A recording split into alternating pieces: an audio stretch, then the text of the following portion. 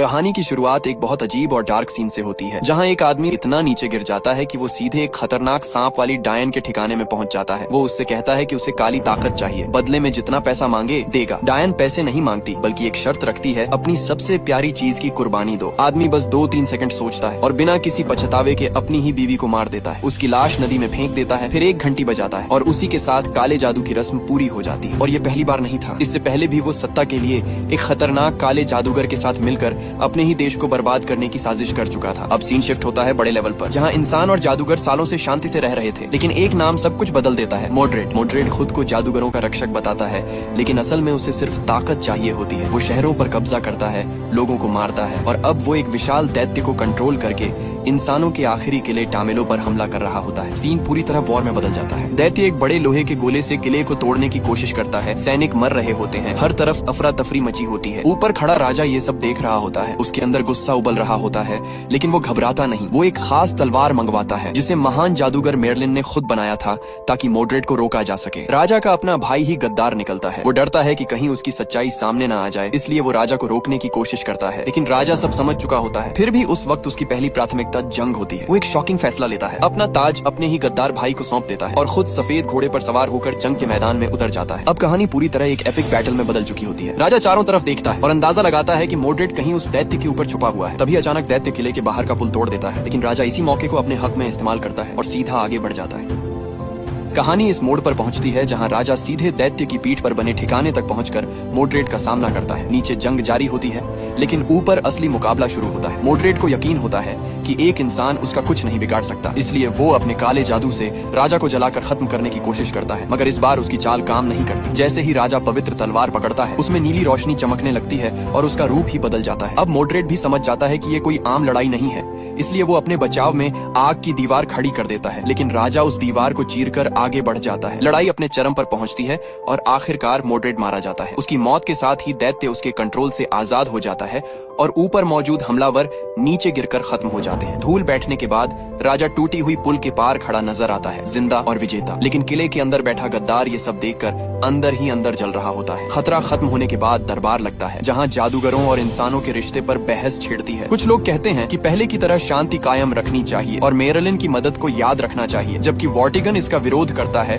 और कहता है कि आगे और भी मोड्रेड जैसे खतरे पैदा हो सकते हैं। बहस बढ़ती है तो एक मंत्री वॉर्टिगन को उसकी ही सच्चाई याद दिलाता है, जिससे वो भड़क उठता है और सफाई देने लगता है। माहौल गर्म हो जाता है, लेकिन तभी राजा बीच में आकर साफ फैसला सुनाता है कि जादूगरों के खिलाफ कोई कार्रवाई नहीं होगी और दोनों फिर से साथ रहेंगे। इसके बाद वो असली बात सामने लाता है और गद्दार का नाम लेकर बताता है कि उसे पहले से सब कुछ पता था, लेकिन उसने उसे सजा नहीं दी, क्योंकि वो उसे एक मौका देना चाहता था। अब सबकी नजरें उसी गद्दार पर टिक जाती हैं कि वो इस मौके का क्या करेगा। राजा अपने भाई को सुधारने का मौका देता है, लेकिन यही बात गद्दार को अंदर से जला देती है। उसे लगता है कि दरबार में उसकी बेइज्जती हुई है और अब उसे डर सताने लगता है कि कहीं उसकी सच्चाई खुल न जाए। इसी डर और लालच में वो तख्ता पलट की योजना बनाता है, लेकिन पवित्र तलवार की ताकत देखकर वो सीधे मुकाबले की हिम्मत नहीं करता, इसलिए चालाकी से अपने आदमियों को महल पर हमला करने भेजता है। खुद वो अपनी बीवी को लेकर एक गुप्त कमरे में जाता है, जहां पानी की डायन कैद होती है। बीवी को कुछ समझ नहीं आता। वो उससे सवाल करती है, लेकिन जवाब देने के बजाय वो उसे गले लगाता है और अगले ही पल खंजर से मार देता है। मरते वक्त भी उसे सच्चाई का पता नहीं चलता और उसी कुर्बानी के बदले गद्दार को काली ताकत मिल जाती है। उधर महल में अफरा तफरी मच जाती है। सैनिक आपस में ही लड़ने लगते हैं, हर तरफ हमला हो रहा होता है। राजा हालात समझते ही रानी को जगाता है और कहता है कि वो बेटे आर्थर को लेकर तुरंत निकल जाए। तीनों किसी तरह बचते बचाते किनारे तक पहुंचते हैं, लेकिन वहां काले घुड़सवार उनका रास्ता रोक लेते हैं। इससे पहले कि राजा कुछ कर पाता, रानी को मार दिया जाता है। गुस्से और दर्द में राजा पवित्र तलवार निकालकर लड़ाई शुरू करता है। तलवार की टक्कर से जबरदस्त ताकत निकलती है, लेकिन दुश्मन ज्यादा ताकतवर होता है। ऊपर से बेटे की चिंता में राजा पूरी ताकत से लड़ भी नहीं पाता और इसी बीच तलवार उसके हाथ से छूटकर दूर गिर जाती है, सीधे आर्थर के पास। आर्थर कुछ पल हिचकिचाता है, फिर तलवार उठा लेता है, लेकिन उसकी धार उसके हाथ को काट देती है और एक खास निशान छोड़ जाती है। उधर राजा कमजोर पड़ता जा रहा होता है, फिर भी वो आखिरी दम तक दुश्मन को रोकता है और चिल्लाकर आर्थर को भागने के लिए कहता है। जब उसे यकीन हो जाता है कि उसका बेटा सुरक्षित निकल गया है, तब वो चैन की सांस लेता है। आखिरकार काला घुड़सवार उसे घातक चोट देता है और मरने से पहले राजा एक आखिरी फैसला लेता है। वो तलवार को हवा में उछालकर खुद ही अपनी पीठ में घुसा देता है, ताकि वो दुश्मन के हाथ ना लगे। यही उसका आखिरी बलिदान होता है और धीरे धीरे उसका शरीर खत्म होने लगता है। पत्थरों का विशाल ढांचा लकड़ी के पुल को तोड़कर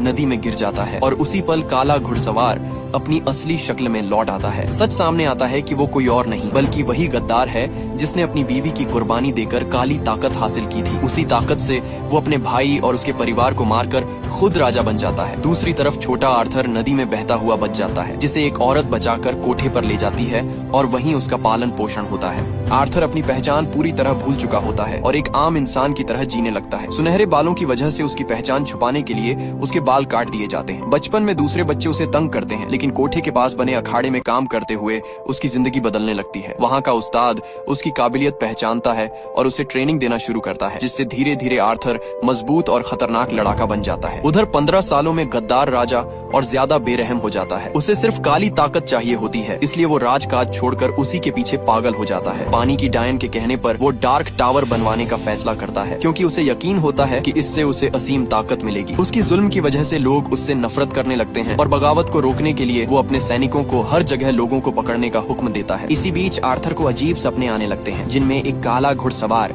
एक औरत को मारता है और कोई उसे भागने के लिए कहता है। ये सपने धीरे धीरे साफ होने लगते हैं। फिर अचानक एक दिन नदी में डूबी हुई पवित्र तलवार चमकने लगती है और पानी का स्तर तेजी से नीचे गिर जाता है, जिससे आने वाले बड़े बदलाव का संकेत मिलता है। नदी के बीच अचानक एक लोहे की तलवार खुद ब खुद जमीन में गड़ी हुई नजर आती है। आसपास के सिपाही उसे कोई कीमती पुराना खजाना समझकर उसे निकालने की कोशिश करते हैं, लेकिन पूरी ताकत लगाने के बाद भी तलवार जरा भी नहीं हिलती। तभी राजा वहां पहुंचता है और ये नजारा देखकर उसके चेहरे का रंग उड़ जाता है, क्योंकि वो जानता है कि इस तलवार को सिर्फ असली राजा ही निकाल सकता है। इसका मतलब साफ है कि असली वारिस वापस आ चुका है और अब उसका राज खतरे में है। राजा तुरंत उस रहस्यमयी औरत डायन के पास जाता है और पूछता है कि तलवार फिर से क्यों प्रकट हुई। डायन उसे समझाती है कि ताकत का संतुलन बदल रहा है और अब एक नई ताकत उभरने वाली है। लेकिन राजा को इन बातों से कोई फर्क नहीं पड़ता। वो गुस्से में कहता है कि उसने अपनी पत्नी की कुर्बानी दी थी, फिर भी क्या उसे सिर्फ 15 साल का राज ही मिलेगा। डायन बताती है कि गलती उसी की है, क्योंकि उसने पहले तलवार खो दी और असली राजा के वारिस को खत्म नहीं किया। अब अगर उसे अपनी गद्दी बचानी है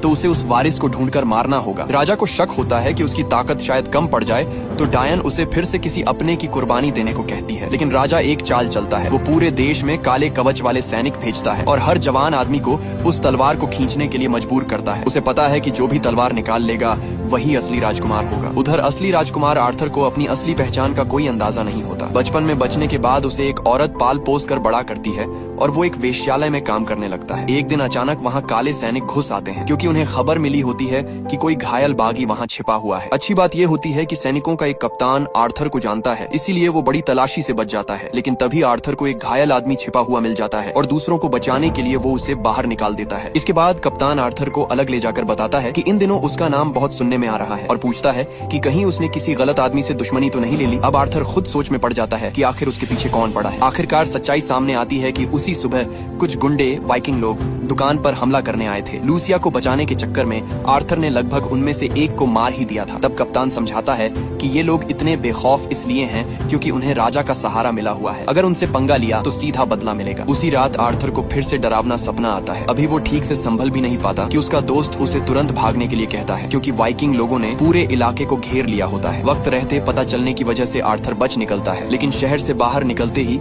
सैनिक उसे पकड़ लेते हैं। उसके हाथ पर कोई निशान नहीं होता, इसलिए उसे बाकी लोगों के साथ जहाज में डाल दिया जाता है और यहीं से उसकी किस्मत पलटने वाली होती है। अब आर्थर उन लोगों में शामिल हो जाता है जिन्हें तलवार निकालने के लिए लाया गया है। लाइन बहुत लंबी होती है, इसलिए वो जल्दी में आगे घुस जाता है। जैसे ही वो तलवार को देखता है उसे अजीब सा अपनापन महसूस होता है। वो तलवार पकड़ता है और अचानक दोनों के बीच एक अजीब सी ताकत जाग जाती है। जैसे ही वो दोनों हाथों से तलवार पकड़ता है, तलवार चमकने लगती है और बिना ज्यादा मेहनत के आर्थर उसे आसानी से बाहर निकाल देता है। ये देखकर सारे सैनिक दंग रह जाते हैं, लेकिन तलवार की ताकत उसके शरीर से ज्यादा होती है और वो वहीं बेहोश होकर गिर जाता है। जब उसे होश आता है तो वो खुद को कैद खाने में पाता है। सामने खड़ा होता है राजा, उसका चाचा। 15 साल बाद ये मुलाकात किसी इमोशनल सीन जैसी नहीं होती, बल्कि पूरी चालाकी और साजिश से भरी होती है। राजा उसे बताता है कि वो पुराने राजा का बेटा है, लेकिन आर्थर इस बात को मानने से इनकार कर देता है। वो कहता है कि वो तो बस एक आम इंसान है जो बचपन से ही वेश्यालय में पला बढ़ा है। राजा उसे समझाता है कि इस तलवार को सिर्फ असली राजा या उसके खून के वारिस ही निकाल सकते हैं और यही सबसे बड़ा सबूत है। आर्थर जान बचाने के लिए कहता है कि वो हमेशा हमेशा के लिए गायब हो जाएगा। लेकिन राजा उसकी बात पर भरोसा नहीं करता। उसे पता है कि आर्थर भी उसी की तरह ताकत और सत्ता का भूखा बन सकता है। अगर उसे छोड़ दिया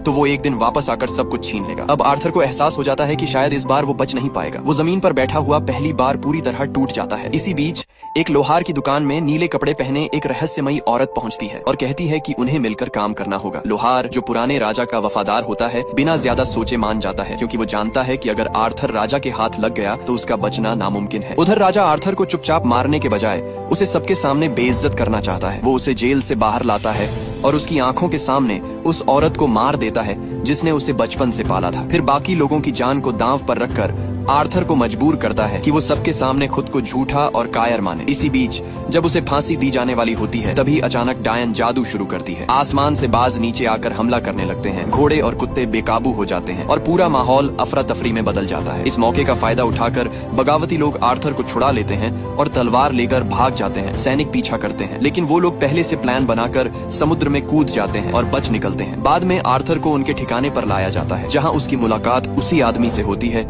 जिसे उसने पहले सैनिकों के हवाले किया था। वो अब आजाद है और बगावत का हिस्सा बन चुका है। आर्थर साफ कह देता है कि उसे इस लड़ाई से कोई मतलब नहीं, वो बस अपनी पुरानी जिंदगी में वापस जाना चाहता है। लेकिन बगावती जानते हैं कि बिना उसके ये जंग जीती नहीं जा सकती। जब उसे तलवार पकड़ाई जाती है तो उसके दिमाग में फिर वही डरावनी यादें आने लगती हैं और वो दोबारा बेहोश हो जाता है। डायन उसके दिमाग में झांकती है और पता चलता है कि बचपन में उसने अपने माँ बाप की मौत देखी थी और वही काला योद्धा उसकी सबसे बड़ी डर बन गया है। अब डायन बताती है कि अगर आर्थर को सच में राजा बनना है तो उसे अपने डर का सामना करना होगा। इसके लिए उसे एक खतरनाक जगह, अंधेरी दुनिया में जाना पड़ेगा, जहाँ वो परीक्षा से गुजरेगा। जैसे ही जादू किया जाता है, आर्थर अचानक उस रहस्यमयी अंधेरे लोक में पहुंच जाता है और यहीं से उसकी असली परीक्षा शुरू होती है। जैसे ही आर्थर उस अंधेरी दुनिया में आगे बढ़ता है, अचानक उसका सामना एक खौफनाक 18 मीटर लंबे अजगर से हो जाता है। वो डर के मारे पीछे हटता है और एक गुफा के पास पहुंच जाता है, लेकिन अजगर रुकने का नाम नहीं लेता। तभी अचानक अंधेरे से एक विशाल चमगादड़ झपट्टा मारकर अजगर को उठा ले जाता है। खतरा टल जाता है, लेकिन आर्थर समझ जाता है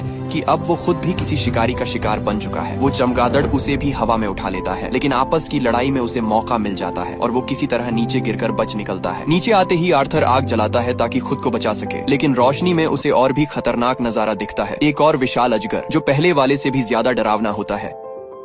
किस्मत से वो उस वक्त हमला नहीं करता और आर्थर वहाँ से निकल भागता है। पहाड़ का रास्ता खतरनाक देखकर वो पानी के रास्ते जाने का फैसला करता है, लेकिन वहाँ उसे कुत्ते से भी बड़े चूहे मिल जाते हैं। हर तरफ मौत का खतरा झेलते हुए आखिरकार वो अपनी मंजिल तक पहुँच ही जाता है, लेकिन यहाँ भी सुकून नहीं मिलता। धुंध में छिपे भेड़ियों का झुंड उसे घेर लेता है। उनकी आंखें हरी चमक रही होती हैं और साफ पता चल रहा होता है कि वो बहुत भूखे हैं। उसी वक्त आर्थर पवित्र जगह तक पहुँचता है, तलवार को दोनों हाथों से पकड़कर वहाँ रखता है। तलवार की ताकत से न सिर्फ भेड़िए पीछे हट जाते हैं, बल्कि आर्थर की खोई हुई यादें भी वापस आ जाती हैं। उसे सच पता चलता है, उसके माता पिता का कातिल कोई और नहीं बल्कि उसका खुद का चाचा राजा है। इस परीक्षा को पार करने के बाद आर्थर वापस असली दुनिया में लौट आता है। डायन उसे बताती है कि राजा अब एक अंधेरा टावर बना रहा है और जैसे जैसे वो टावर ऊंचा होता जाएगा, उसकी ताकत भी बढ़ती जाएगी। अगर वो पूरा बन गया तो राजा को अजेय ताकत मिल जाएगी। फिर कहानी 15 साल पहले की तरफ जाती है, जब इंसानों और जादूगरों के बीच जंग हुई थी। उसी दौरान राजा ने एक खतरनाक जादूगर से हाथ मिलाया था ताकि वो पुराने राजा को हराकर सत्ता हासिल कर सके। लेकिन बाद में एक और जादूगर ने उस ताकत को रोकने के लिए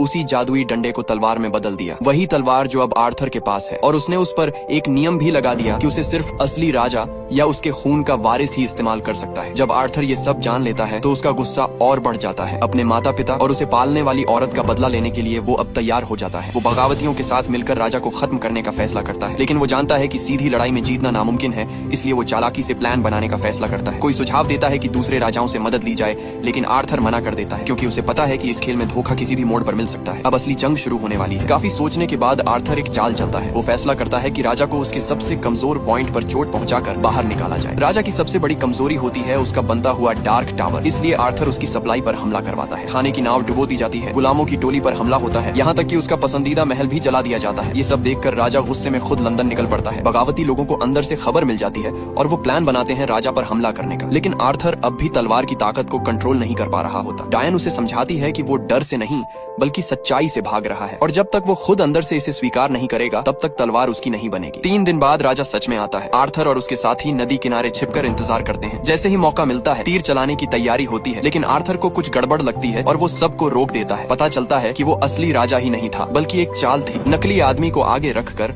असली राजा पीछे छिपा हुआ था। दरअसल राजा को पहले से ही पता था कि उसके बीच कोई गद्दार है, इसलिए उसने ये जाल बिछाया था ताकि सारे बगावती एक साथ फंस जाएं। अब हालात बिगड़ जाते हैं। चारों तरफ से सैनिक घेर लेते हैं और आर्थर को अपने साथियों के साथ लड़ते हुए पीछे हटना पड़ता है। वो लोग भागते हुए एक पुराने ट्रेनिंग वाले अड्डे अखाड़े में घुस जाते हैं और वहाँ से निकलने का रास्ता ढूंढते हैं, लेकिन राजा ने पहले से ही पूरा जाल बिछा रखा होता है। तीरंदाज हर तरफ से हमला करने लगते हैं। आर्थर नहीं चाहता कि उसके कारण बाकी लोग मारे जाएं, लेकिन वहाँ मौजूद सभी लोग खुद लड़ने के लिए तैयार हो जाते हैं क्योंकि वो भी राजा की जुल्म से तंग आ चुके होते हैं। तभी लड़ाई के बीच डायन को पकड़ लिया जाता है। ये देखकर आर्थर मजबूर होकर तलवार उठाता है और इस बार कुछ अलग होता है। पहली बार वो तलवार की असली ताकत को कंट्रोल कर लेता है। चारों तरफ तूफान जैसा मंजर बन जाता है और दुश्मन एक एक करके गिरने लगते हैं। जब धूल बैठती है तो मैदान में दुश्मनों की लाशें पड़ी होती हैं। ये सब देखकर आम लोग भी हिम्मत पकड़ लेते हैं और सड़कों पर उतर आते हैं। राजा के खिलाफ आवाज उठाने लगते हैं। अब बगावत खुलकर शुरू हो चुकी होती है। इसके बाद आर्थर और उसके साथी एक सुरक्षित जगह पर छिप जाते हैं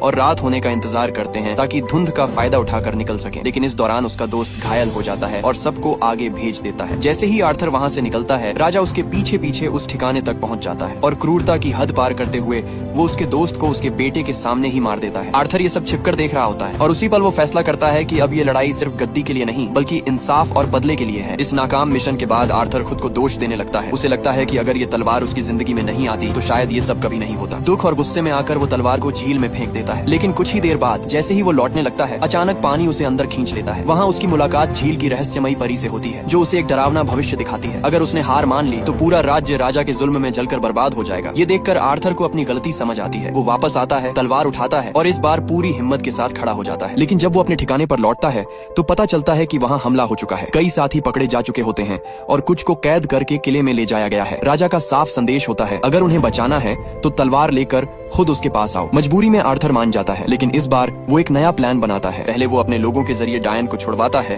फिर एक खतरनाक तरीका अपनाता है। खुद को एक जहरीले सांप से कटवाता है ताकि उसके अंदर छिपी ताकत जाग जाए। इसके बाद वो अकेले ही किले में पहुंचता है और खुद को पकड़वा देता है। राजा खुश हो जाता है कि अब उसके पास तलवार भी है और दुश्मन भी, लेकिन असल खेल यहीं से शुरू होता है। डायन अपने जादू से महल में अफरा तफरी मचा देती है। सांप और एक विशाल अजगर अंदर घुसकर सैनिकों को खत्म करने लगते हैं। इसी मौके का फायदा उठाकर आर्थर अपने बंधन खोलता है और तलवार वापस हासिल कर लेता है। अब बगावती लोग भी शहर में घुस आते हैं और आम जनता भी उनके साथ खड़ी हो जाती है। सालों से दबे हुए लोग अब खुलकर लड़ने लगते हैं। पूरे शहर में जंग छिड़ जाती है और अब फैसला होने वाला है कि असली राजा कौन बनेगा। अब शहर के अंदर जबरदस्त जंग छिड़ चुकी होती है। काले कवच वाले सैनिकों और बगावती लोगों के बीच सीधी टक्कर चल रही होती है। इसी अफरा तफरी का फायदा उठाकर राजा भाग निकलता है और सीधा उस रहस्यमयी डायन के पास पहुंचता है। लेकिन इस बार भी उसे वही कीमत चुकानी पड़ती है, अपनी सबसे प्यारी चीज की कुर्बानी। सत्ता के लालच में अंधा होकर वो अपनी ही बेटी की बलि दे देता है और बदले में उसे फिर से काले योद्धा की भयानक ताकत मिल जाती है। उधर आर्थर तलवार के साथ पूरे शहर में दुश्मनों को हराता हुआ आगे बढ़ रहा होता है। जो भी उसके सामने आता है वो टिक नहीं पाता। आखिरकार वो उस काले टावर तक पहुंच जाता है जिसे खत्म करना सबसे जरूरी होता है। लेकिन जैसे ही वो उसे तोड़ने की कोशिश करता है, अचानक एक तेज रोशनी उसे दूसरी जगह ले जाती है, एक सुनसान द्वीप पर, जहाँ उसका सामना एक बार फिर उसी काले योद्धा यानी अपने चाचा से होता है। अब दोनों के बीच आखिरी लड़ाई शुरू होती है। काला योद्धा बेहद ताकतवर होता है, उसके हर वार में जानलेवा ताकत होती है। शुरुआत में आर्थर पूरी तरह दब जाता है, उसे बुरी तरह हराया जाता है और वो बेहोश हो जाता है। लेकिन इसी हालत में